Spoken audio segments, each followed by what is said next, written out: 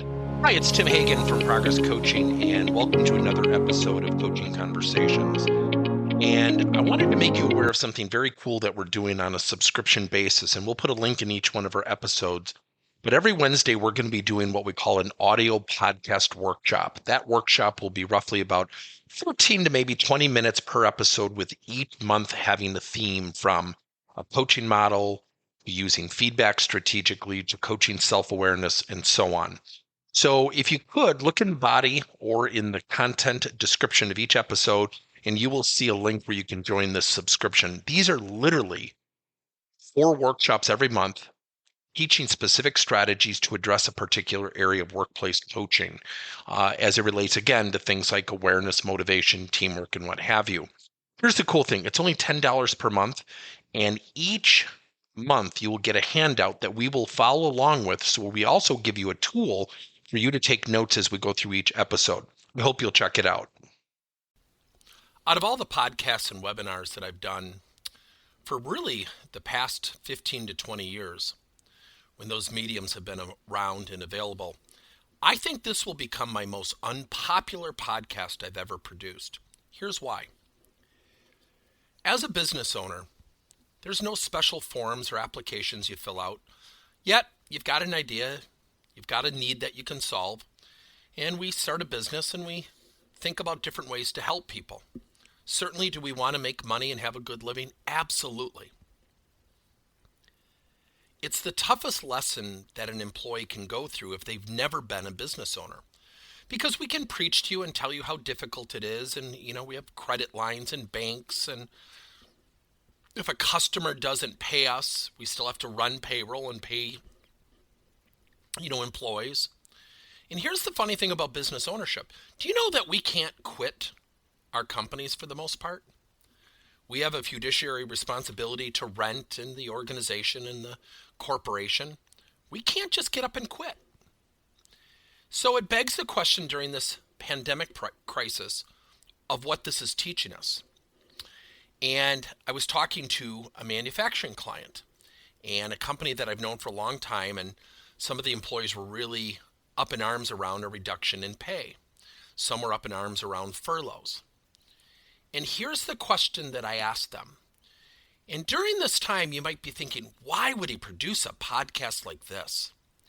Because it's time for everybody, not just some people, everybody gain perspective on the value of business. Here's what I mean. If we have $100 coming in every month at our company, and our payroll is $80 and our expenses are included in there, we would profit $20. Now let's say that a customer doesn't pay us. Let's say $30. Well, based on the earlier scenario, we would lose $10 a month because we still have to legally run payroll.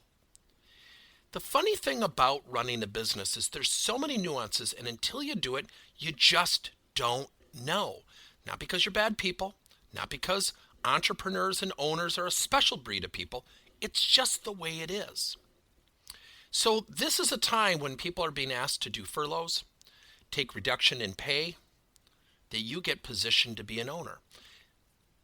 The splitting of the hairs is the following. If you own a company, much like I do, and if I don't pay my bills and I don't pay for the things that I need to, I can get sued.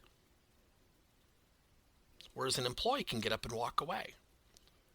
Doesn't mean it's a better position, it's just a different position. So, as you go through this challenge, if you've been asked to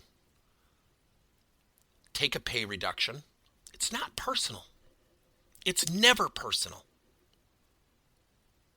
And if you've been asked to take a furlough, it's not personal. It's never personal. It feels that way. I can promise you 99% of the owners in this world do not want people to take furloughs, and they do not want people to take a reduction in pay. So it begs the question, how come it turns it into this personal thing where we feel like it's being done to us? Because now you're being exposed to what owners have always been exposed to. Personal risk. Because if you don't have money coming in, you can't pay your mortgage, you can't pay your rent, you can't make your car payments. The same thing happens to a business owner, and I think we tend to forget that. And so when people talk about ownership and they talk about having your own business, there's an excitement. Believe me, I've done this 23 years. I love what I do. I don't just say that to be over the top or theatrical. I really like what I do. If you talk to my customers, they'll tell you that. You talk to people who do business with me, they'll tell you that. The part that I hate is that there are parts of running a business that are just painful. So the funny thing about owning a company is if companies call and say, oh, by the way, we're on hold, I still have to pay my rent here at the company. I still have to pay my people. I still have to pay for all the tools that I use. Those things typically don't get stopped. So as an employee, it's not personal. It's really about an opportunity for you to differentiate yourself and think like an owner. So instead of why me, the question needs to be what can we? Not why me, but what can we do to turn this thing around? That's a decision everybody makes, consciously or subconsciously. So if you're asking yourself, why me? Or if you're griping at the virtual water cooler about the pay cut or the furlough, and you haven't asked the question, what if we? Shame on you. This is your first exposure to business ownership.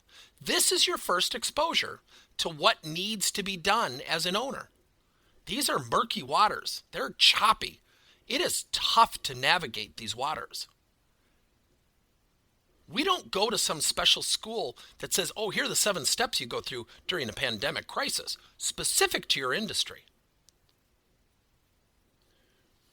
It is your opportunity to step forward. It is your opportunity to help ownership and management. And every single person in every organization is going through its own inherent risk and anxiety. I can tell you, we do not belong on a pedestal as business owners. I will tell you, where we stand sometimes feels like a different foundation. And it's filled with risk and nuances and curveballs. So you have to ask yourself, every single day, the question you choose to ask yourself. And it will be typically one of 2 questions. Why me, or what if we? What if we is the forward-thinking response that's the correct response. What if we did XYZ to help our customers? What if we did XYZ to cut costs? What if we is what an owner does? Why me is what a typical employee does. I hope I haven't offended you. The choice is yours. And I hope you ask yourself that question every single day. What if we? Thank you for listening to another episode of Coaching Conversations by Tim Hagen and Progress Coaching. Now, our company is always coming out with new and innovative solutions to help leaders coach their employees. And recently, we just created a new service called Coach to You, where leaders can pick and choose topics and assign 7 to 21-day programs for employees to learn and, more importantly, apply actions and then reflect and share what they're going to do going forward as a result of the learning. It's called Coach to You. We're literally bringing coaching to your employees. If you're intrigued, we'll have a link in each one of our episodes where you can get more information. And again, thank you so much for listening to another episode.